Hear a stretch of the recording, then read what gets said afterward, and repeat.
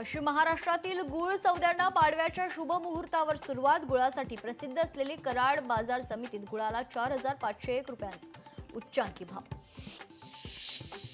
सोलापुरातील शेतकऱ्यांना अद्याप नुकसान भरपाई नाहीच। दिवाळी झाली तरी शेतकरी मदतीच्या प्रतीक्षेत। शेतकऱ्यांच्या खात्यावर नुकसानीचे पैसे जमा झालेले नाही। कोल्हापुरात दिवाळी पाडवा निमित्त म्हैस पळवणे आणि सौंदर्य स्पर्धा आयोजित। स्पर्धेमध्ये काँग्रेसचे नेते आमदार सतेज पाटील यांनीही दुचाकी चालवत म्हशी पळवल्या। मुंबई महानगर बनणार जगातील आघाडीची शहरी अर्थव्यवस्था। मुंबई महानगर प्रदेश विकास प्राधिकरणाची माहिती।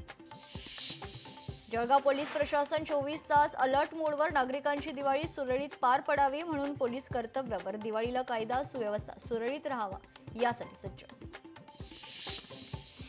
नाशिकच्या त्र्यंबकेश्वर रस्ता रुंदीकरणाला विरोध। रुंदीकरणाविरोधात स्थानिक आक्रमक प्राधिकरण कारवाईला विरोध करण्यासाठी उपोषण। एका चहावाल्याच्या घरात सापडलं कोट्यवधींचं घबाड। बिहारच्या गोपाळगंजमधील धक्कादायक घटना। घरातून 1 कोटींहून अधिक रोख रक्कम जप्त। बोरिवलीत गोराई परिसरातील साई स्मृती सोसायटीमध्ये आग। गोदामात काही लोक अडकल्याची माहिती।